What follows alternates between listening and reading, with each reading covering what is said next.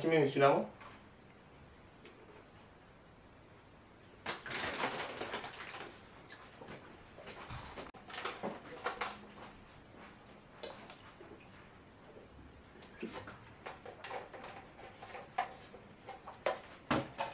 Bun. Deci, hai, ignorăm cifrele, da? A fost o întâmplare, serios acum. Eu nu știu cum eu am... Nu înțelegi, mă. Nu știu că gică ăsta pornește aparatul fără să mă anunțe, știi? Chestii de genul. Bun, m-am întors cu vlogul, bine. Hai să zicem că am avut o perioadă destul de ocupată. Au fost ultimele 3 sau 4 săptămâni de vacanță și am fost plecat cu ai mei la munte, la bunici, bla bla bla, prin țară.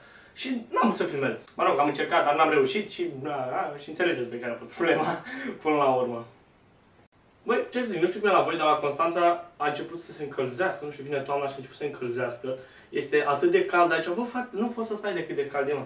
Deci eu nu știu cum suportăm în pana mea căldura asta, e o căldură insuportabilă, frate, ce naiba.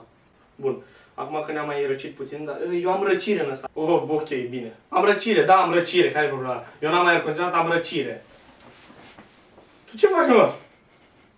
E frig, bă! Știi unde mi-a dat încă căldura? Hai, mă, repede, ok. Bun, deci stați puțin că vreau să mai pun ceva cu răcire pe mine.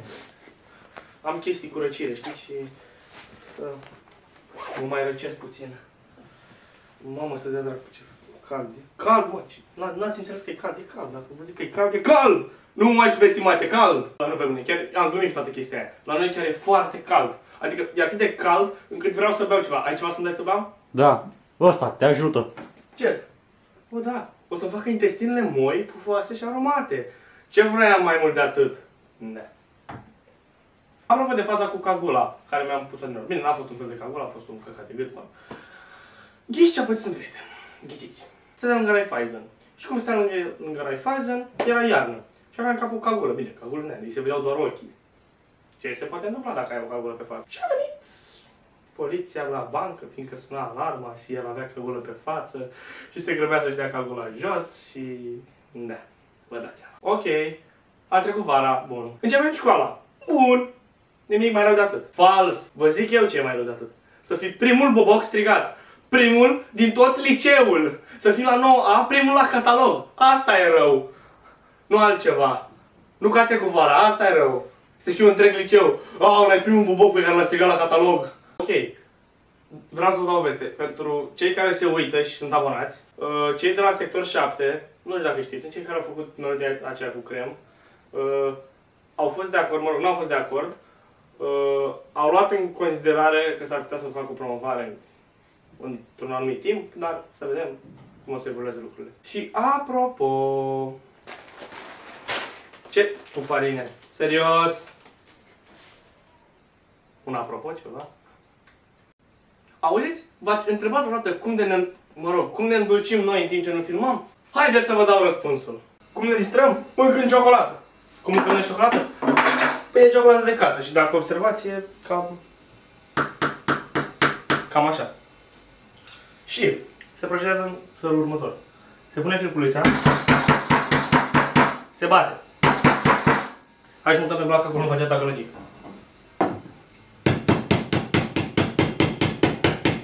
Merge.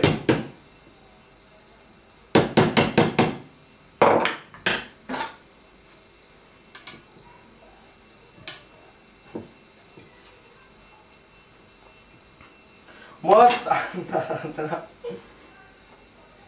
Interesantă. Știi? Dar să facem toată ziua. Ciocan, furculiță și cuțitul lui Sauron. Vă dați seama că după întâmplare în asta în care stai, nu știu, 2-3 ore ca să mănânci bucățelele alea mici de ciocolată care ați văzut acolo că se rup, așa? Vă dați seama că avem o tonă de fericire în noi. Și cum să nu facem așa ceva? Să facem caterincă, frate, serios. Ok, bun. Toți dintre voi ați arătat cumva foarte patetic. Adică, sigur ați fost mici, pitici și arătați patetic. Și eu. Adică, de ce să vă întrebați cât de patetic arătam? Am văzut cât de patetic arătam. Gata, ajunge cu patetismul. Da, patetismul. Bine, să fiu patetic, ajunge să fiu patetic. Păi, din păcate, ce să zic, cred că a venit sfârșitul la acest episod. Trist, dar știu, foarte trist. Și nu știu cum mi s-a părut vouă, dar mie episodul ăsta mi s-a părut dulce și hasliu. Deci... Știi ceva? A, Îți dau eu ceva în contrast. ce? Nu. Puternic și amorât. Ceva reclamă, ceva. Ok, dacă tot suntem la capitolul bere, hai să mai zic așa ceva de sfârșit, pleacă, nu vreau să plece. Nu plec deocamdată, ok.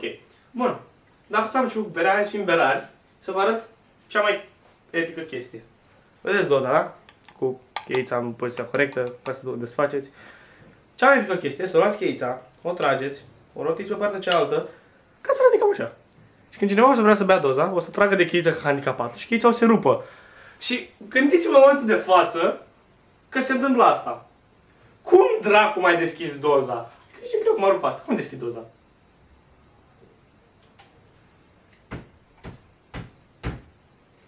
Nu funcționează. Oricum, până data viitoare, nu știu, mă răcoresc cu bere. Întoarcem cheița. Așa, ca să nu uit. Nu știu, poate mă răcoresc cu bere și... Pa, pa!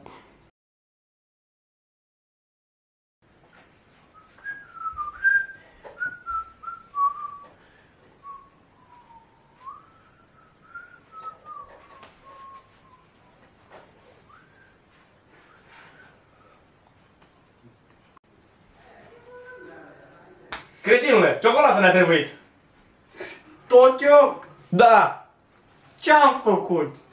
Ce ai făcut tu, scapă tot de prost? Ține! Ce?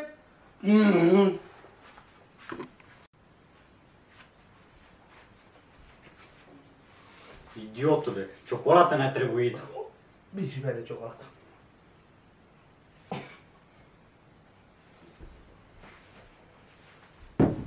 Ia-mă, frate.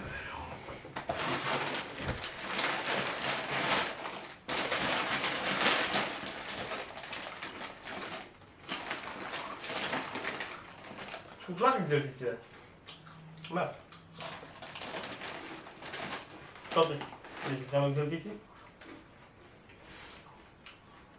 Trebuia să dormim? Nu știu de astea. O, hai.